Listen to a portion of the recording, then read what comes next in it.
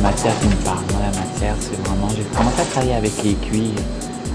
Les cuirs, ben en fait, j'ai pas tout essayé encore. Là. Il me reste encore des trucs. Mais là, cette saison-ci, je les garde assez purs. Je les garde assez dans l'état naturel quand je les reçois.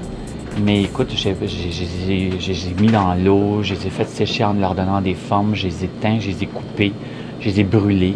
Ça me permet de pouvoir aussi les trafiquer, les mettre à ma main. Alors, c'est des matières toujours très simples. Hein? C'est des jerseys, c'est de la soie ou du cuir.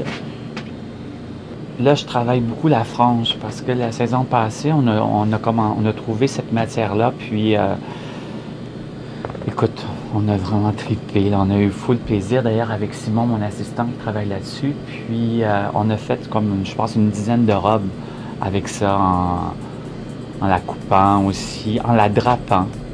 On a ce qui n'était pas vraiment vu avec la frange, parce que souvent, elle a toujours été comme lâchée lousse. J'avais un tas de zips à côté de moi. J'ai commencé à les réunir.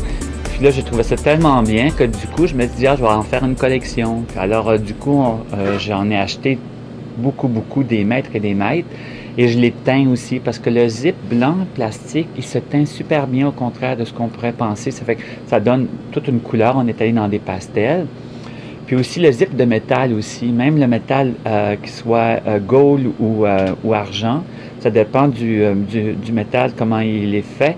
Mais quand tu le teins, il prend une couleur aussi. Mais là, je vais en mettre, mais je pense que il sera plus décoratif, il va être juste utile. Il va tomber dans son utilité première.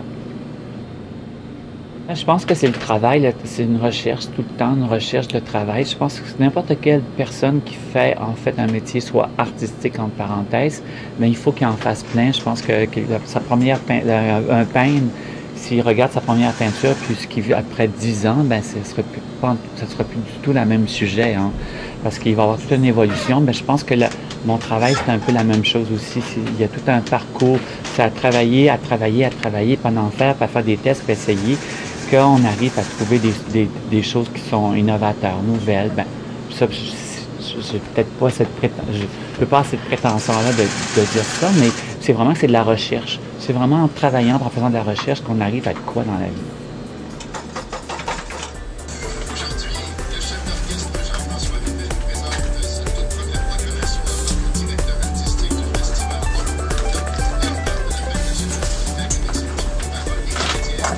C'est beau faire des croquis, des fois ça te donne l'esprit, c'est bien, mais c'est avec le moulage, là, moi je trouve que c'est le degré d'un certain succès avec moi, le moulage, parce que j'ai le résultat tout de suite.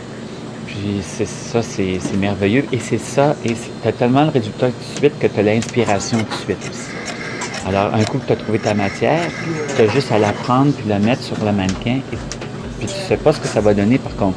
Ça peut être une robe, ça peut devenir un t-shirt, ça peut devenir un pantalon, ça peut devenir un gilet, une veste, on ne sait pas. C'est en le moulant, c'est en l'essayant, c'est en le drapant que là, ton inspiration vient. C'est comme une sculpture, en fait. C'est quelque chose qui t'apparaît. C'est une apparition. C'est ça. Ça devient des apparitions. Denis Gagnon, designer de mode.